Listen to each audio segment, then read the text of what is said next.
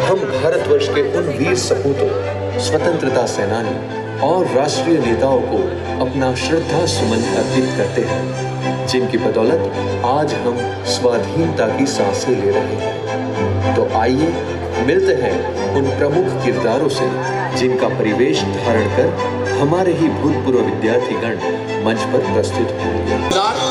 मल्हार राव होलकर के पुत्र खांडे राव की धर्मपत्नी, उन्होंने माहेश्वर को राजधानी बनाकर शासन किया। अहिल्याबाई ने अपने राज्य की सीमाओं के बाहर भारत भर के प्रसिद्ध तीर्थ स्थानों में मंदिर बनवाए, घाट बनवाए, मार्ग बनवाए। काशी विश्वनाथ में शिवलिंग को स्थापित किया, भूखों के लिए अन्न क्षेत्र खोले। अहिल्याबाई होलकर को एक ऐसी महारानी के रूप में जाना जाता है जिन्होंने भारत के अलग अलग राज्यों में मानवता की भलाई के लिए अनेक कार्य किए। इन्होंने 1857 में भारत के प्रथम स्वाधीनता संग्राम में महत्वपूर्ण भूमिका निभाई। वो ईस्ट इंडिया कंपनी की 34वीं बंगाल इन्फेंट्री के सिपाही। गाय की चर्बी मिले कारतूस को मुंह से काटने से मना करने पर तत्कालीन अंग्रेजी शासन ने उन्हें बागी करार दिया। मंगल मंगल मंगल मंगल मंगल मंगल हो। जबकि आम हिंदुस्तानी उन्हें आजादी की लड़ाई के नायक के रूप में सम्मान दिया। मंगल मंगल मंगल मंगल मंगल मंगल हो।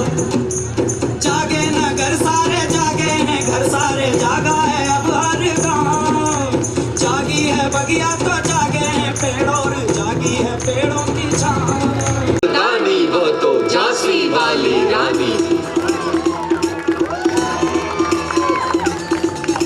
सन 1828 में भारत की इस पावन भूमि पर एक ऐसी वीरांगना का जन्म हुआ जिसने सिर्फ 29 वर्ष की उम्र में अंग्रेज साम्राज्य की सेना से युद्ध किया और रणभूमि में वीर गति को प्राप्त हुई। लेकिन उनके बाद आने वाले राष्ट्रवादियों के लिए ब्रिटिश शासन के खिलाफ प्रतिरोध का प्रतीक बन गई। बचपन का नाम मणिकर्णिका और बाद में झांसी राज्य की रक्षा करने वाली रानी लक्ष्मीबाई को अदम्य साहस एवं महिला शक्ति का प्रतीक माना जाता है।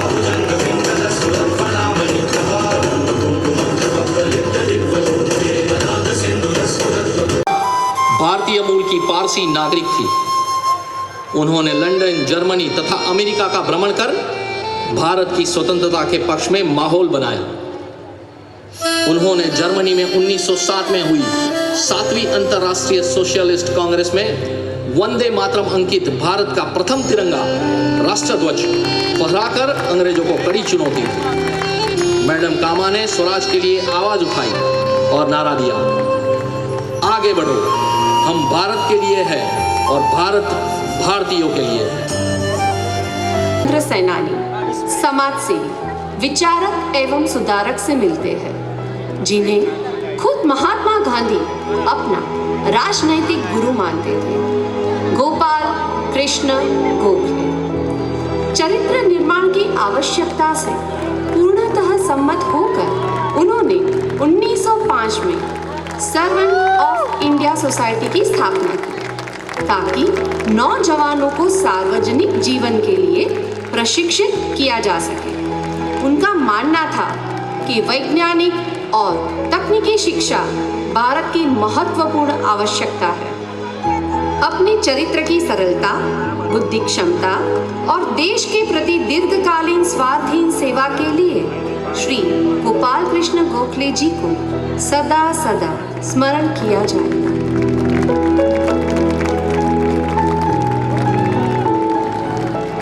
महिला नेता, स्वतंत्रता प्राप्ति के बाद उत्तर प्रदेश की पहली राज्यपाल और गांधी जी की शिष्या श्रीमती सरोजिनी नायडू से, जो सविनय अवज्ञा आंदोलन और भारत छोड़ो आंदोलन का नेतृत्व करने वाली प्रमुख शख्सियतों में से एक थी। वह ब्रिटिश शासन के खिलाफ अहिंसक प्रतिरोध के गांधी के सत्याग्रह आंदोलन में शामिल हुई। बार बार गिरफ्तारी का सामना करना पड़ा और 21 महीने जेल में भी बिताए। श्रीमती सरोजिनी नायडू हमेशा कहती थी कि एक देश की महानता उसके प्रेम और बलिदान के अमर आदर्शों में निहित है, जो इस जाति की माताओं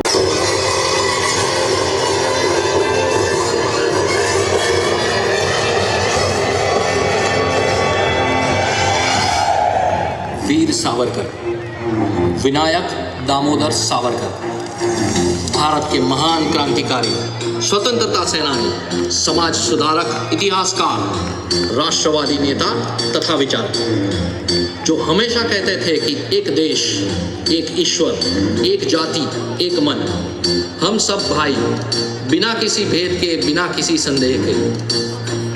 6 बार अखिल भारतीय हिंदू महासभा के राष्ट्रीय अध्यक्ष रह चुके वीर सावरकर एक कट्टर तर्क बुद्धिवादी व्यक्ति थे, जो सभी धर्मों के रूढ़िवादी विश्वासों का विरोध करते थे। हिंदू राष्ट्र की राजनीतिक विचारधारा को विकसित करने का बहुत बड़ा श्रेय सावरकर को जाता है।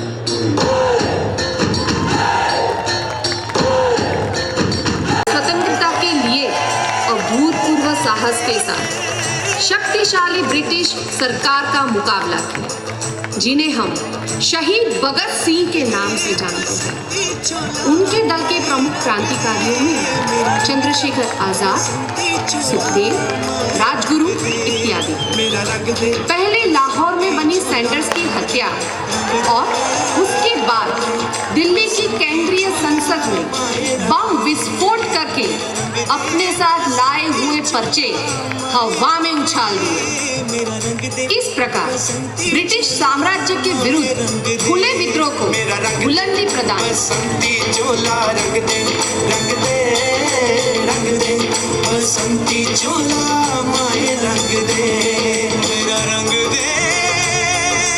वीरता की नई परिभाषा देने वाले चंद्रशेखर आजाद कई वर्षों तक ब्रिटिश साम्राज्य, पुलिस और उसके मुखाबिरों को चकमा देने में सक्षम रहे आजाद को लोग प्यार से पंडित जी भी बुलाते थे। 9 अगस्त 1925 के काकोरी ट्रेन डकैती कांड और हिंदुस्तान सोशलिस्ट रिपब्लिकन एसोसिएशन के पुनर्गठन में महत्वपूर्ण भूमिका निभाने वाले आजाद कहते थे कि अगर तुम्हारा खून नहीं रोता है तो तुम्हारी रगों में पानी बहता है।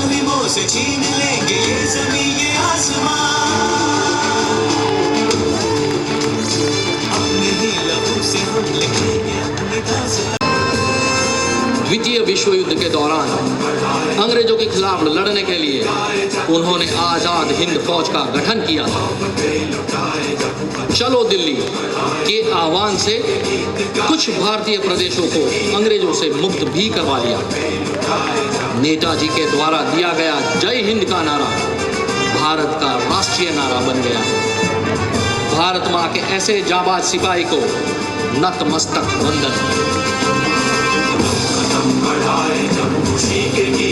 वल्लभ भाई, लेकिन किसे पता था कि एक दिन पूरे देश का सरदार बनकर भारतवर्ष की 565 रियासतों को एक नए स्वतंत्र भारत में एकीकृत करने में उनका अविस्मरणीय योगदान होगा। महात्मा गांधी जी के विचारों से प्रेरित होकर उन्होंने भारत के स्वतंत्रता आंदोलन में अहम भूमिका निभाई।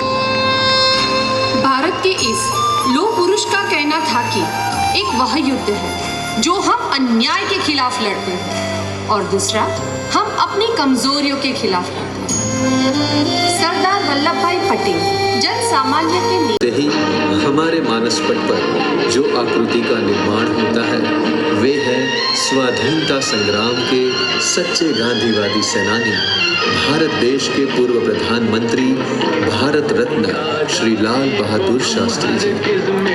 उनके शासनकाल में 1965 में भारत और पाकिस्तान का युद्ध शुरू हो गया। शास्त्री जी ने अप्रत्याशित रूप से हुए इस युद्ध में राष्ट्र को उत्तम नेतृत्व प्रदान किया और पाकिस्तान को करारी शिकस्त दी। शास्त्री जी को उनकी सादगी, देशभक्ति और ईमानदारी के लिए आज भी पूरा भारत श्रद्धापूर्वक याद करता है। एक निडर और बाहोश महिला नेता जो 1900 1966 में भारत के तीसरे प्रधानमंत्री के रूप में चुनी गई। भारत की पहली एवं अब तक की एकमात्र महिला प्रधानमंत्री भी थी। 1971 में पूर्वी पाकिस्तान में स्वतंत्रता के युद्ध के समर्थन में पाकिस्तान के खिलाफ खड़ी रही और पाकिस्तानी सेना को धूल चटाकर बांग्लादेश का निर्माण किया।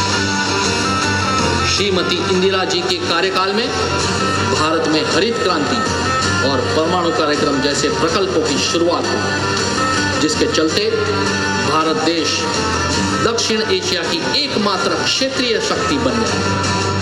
उनका नारा था, गरीबी हटाओ, देश बचाओ। गांधी जिन्हें पूरी दुनिया महात्मा गांधी के नाम से जानती है, ये केवल एक नाम नहीं है, परंतु पूर्ण रूप से एक विचारधारा है। सत्य, अहिंसा, सादगी, विश्वास और आत्मनिर्भरता जैसे शाश्वत मूल्यों का वहन बापू ने किया है और आज भी हम हमारे राष्ट्रपिता को याद करके कहते हैं कि माटी पुकारे तुझे, देश पुकारे, आजा रे अब आजा रे, भूले हम राह हमें राह दिखा दे, आजा रे राह दिखा दे।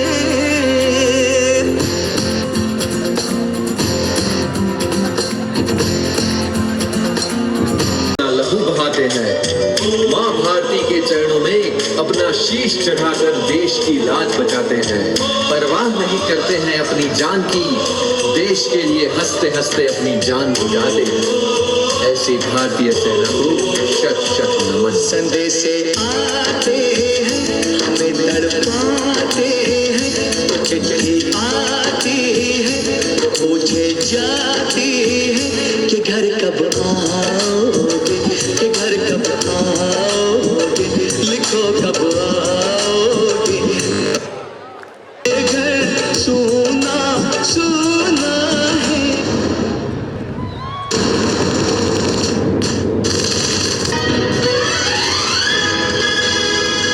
कर चले हम फिदा जानो तन साथियों, अब तुम्हारे हवाले वतन साथियों। कर चले हम फिदा जानो तन साथियों, अब तुम्हारे हवाले वतन साथियों। ऐ मेरे एक राष्ट्रीय अवतार है भारत माता।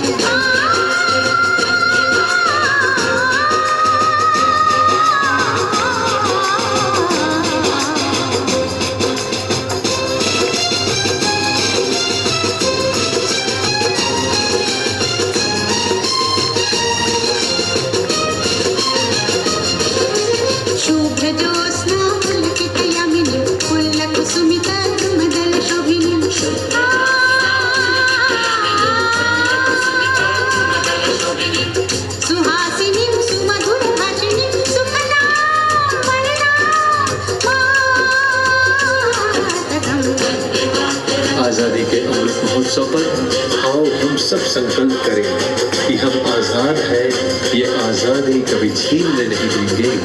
तिरंगे की शान को हम कभी मिटने नहीं देंगे। कोई आंख भी उठाएगा जो भारत माँ की तरफ, उन आंखों को फिर दुनिया देखने नहीं देंगे। माँ तुझे सलाम।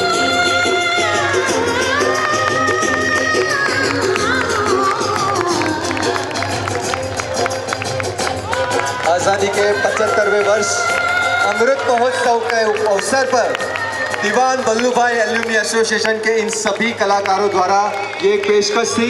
सभी कलाकारों के लिए जोरदार तालियां हो जाए। स्टैंडिंग ओवेशन भी हो सकता है। एक साथ हम जयघोष का नारा करेंगे, भारत माता की।